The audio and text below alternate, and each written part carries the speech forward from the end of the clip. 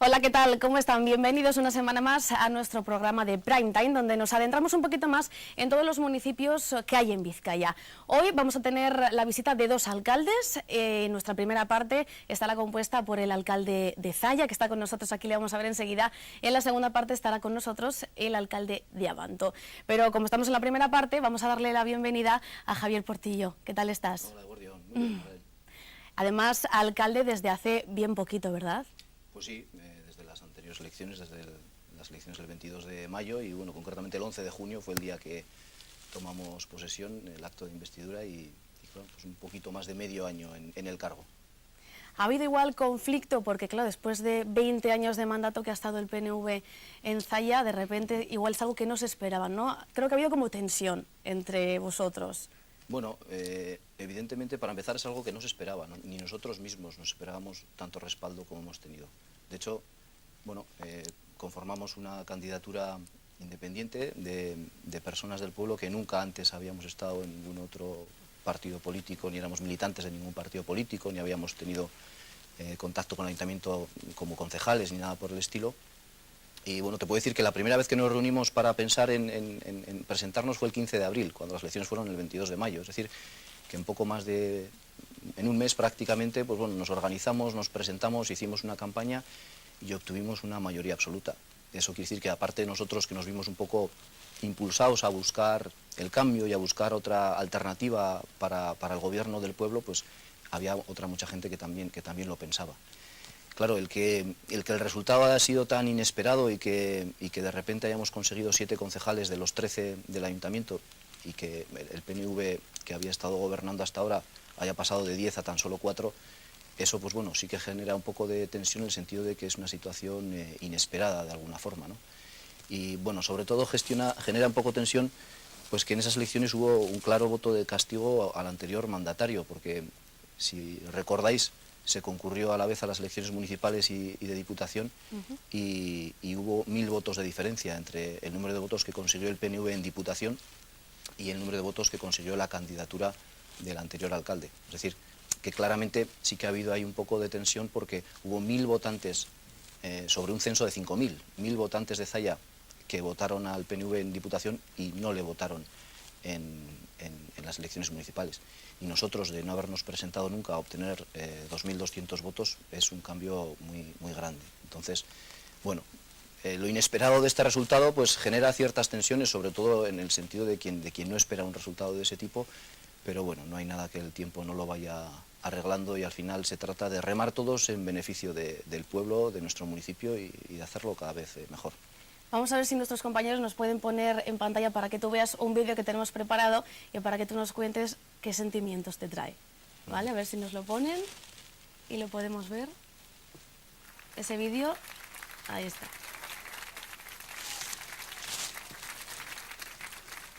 Bueno, pues sí, es el día de la investidura, es el 11 de junio y ahí estoy cogiendo a mi hijo el pequeño y por ahí al lado está también la mayor y bueno...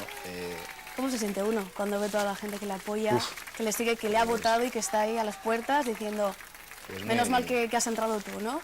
Que querían un cambio ya. Pues te sientes muy emocionado. Por una parte, muy contento porque la propuesta que has hecho pues se vea respaldada por tanta gente del pueblo. No solamente respaldada introduciendo una papeleta el día de la votación, sino bueno, el hecho de venir ahí al acto de investidura y animarnos de esa manera, pues es evidentemente muy emocionante. Y se mezclan esos dos sentimientos, ¿no? De alegría y de satisfacción pues por estar un poco en consonancia con lo que parece que la gente de tu pueblo quiere, pero también de una enorme responsabilidad, ¿no? Pues para no defraudar esas expectativas y el tener tanto apoyo genera también mucha responsabilidad para intentar hacerlo bien. Más lo hablamos los minutos antes de entrar, que te ha tocado ser alcalde en unos momentos muy complicados. Sí, evidentemente, eso no doy ninguna noticia nueva. Estamos hartos de oírlo en la radio, en la televisión, en los periódicos, que la coyuntura económica es muy mala.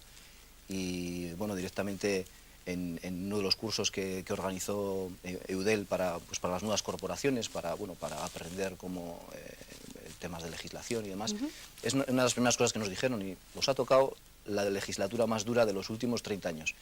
Y parece ser que es así, ¿no? Toca ahora gestionar con mesura, toca administrar los pocos recursos que hay la época de vacas gordas ha pasado, pero bueno, es lo que nos toca y habrá que pelear en ese sentido y bueno, con optimismo de salir de esa situación y de mejorar en lo posible la calidad de vida de la gente del pueblo. Y es un momento en el que hay que afrontar todos esos proyectos que están por terminar o que están por empezar, ¿no? A mí me gustaría hablar, que nos contases un poquito el proyecto sobre el encauzamiento del río Cadagua. Yo creo que uno de los temas principales, ¿no?, en Zalla, que importan a los vecinos. ¿Cómo está la situación actual de ese proyecto? Bueno, por explicarlo y contextualizarlo un poco, Zalla está en un valle precioso, junto a un río, que es el río Cadagua. Bueno, pues como la mayoría de los pueblos han crecido junto a un río, ¿no? Pero bueno, durante siglos uno se construía su caserío donde le daba la gana, al lado del río, y no había mayor problema, pero bueno, a día de hoy, para poder hacer una edificación y construir un bloque de pisos, pues evidentemente y por suerte hay una serie de organismos que velan por la seguridad de esa edificación y que velan porque no haya peligro ni riesgo para sus habitantes cuando haya avenidas o inundaciones. Entonces, de alguna forma, ahora hay una legislación que hay que respetar en cuanto a cuándo y de qué forma se puede construir cerca de un río. Concretamente es URA, la Agencia Vasca del Agua, quien tiene que dar el visto bueno para que se lleven a cabo esas construcciones. Y es un problema con el que nos enfrentamos en Zalla. Zalla está todo el núcleo urbano cerca del río, en un valle plano, donde cuando hay una avenida, cuando hay inundación, el agua, hay veces que cada cierto tiempo desborda el río. Entonces, primero se trata de un problema de seguridad, asegurar la seguridad de los vecinos. Segundo, de un problema legal, hay que cumplir los trámites legales con los organismos para que se pueda construir.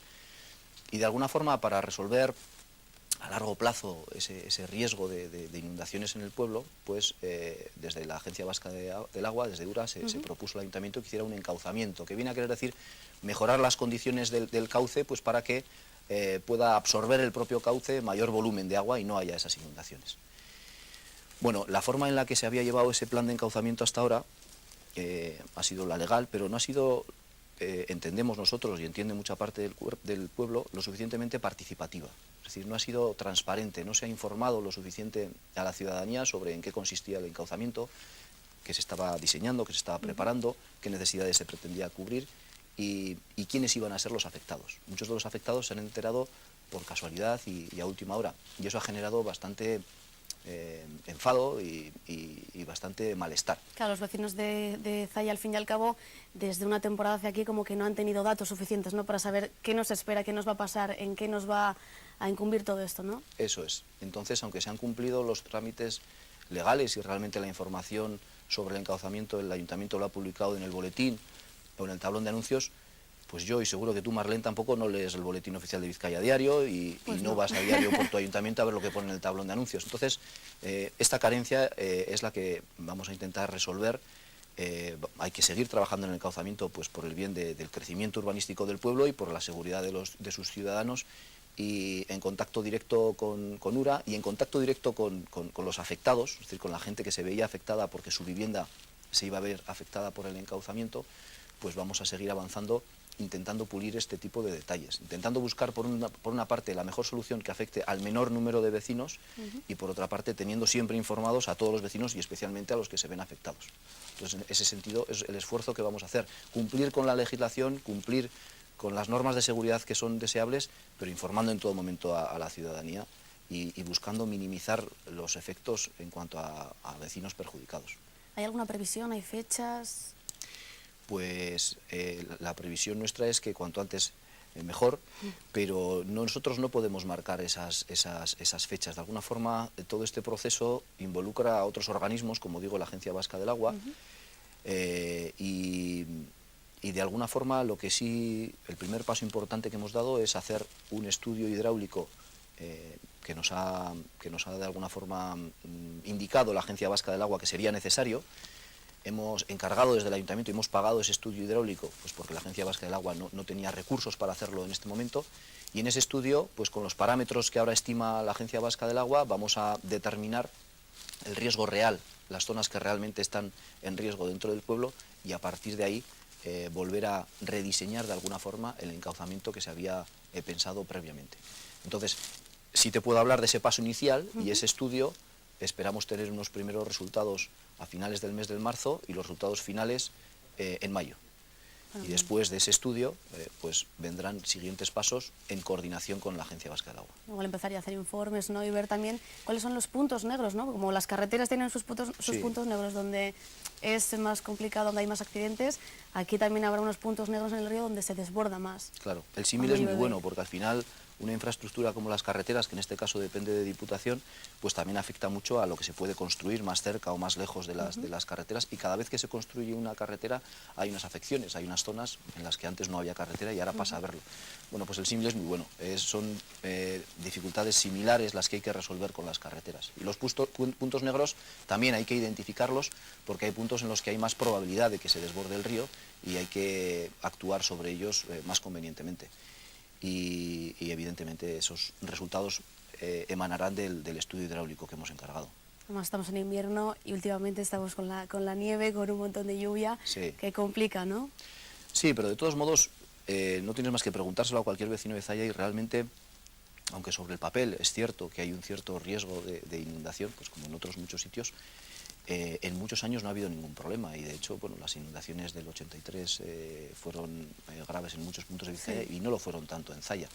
Entonces realmente nosotros creemos que los estudios hidráulicos que se han hecho hasta ahora son bastante pesimistas, pero bueno, el nuevo estudio hidráulico esperamos que arroje nuevos datos un poco más optimistas y podamos adoptar una solución segura para todos, pero satisfactoria en cuanto a que pueda seguir creciendo el núcleo urbano.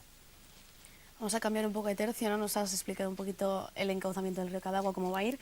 También nos interesa saber sobre la papelera, ¿no? Sobre Pasguren, cómo está también en la actualidad, porque se hablaba de que se cerraba para dar paso a algo nuevo, ¿no? En el que además iban a intentar recuperar trabajadores, ¿no? de la antigua papelera. Sí, en Pasguren hay un concurso de acreedores una vez que la empresa va a quiebra y se cierra, para poder pagar las deudas, pues sobre todo que se tiene con los trabajadores y con otros proveedores. En este concurso de acreedores, pues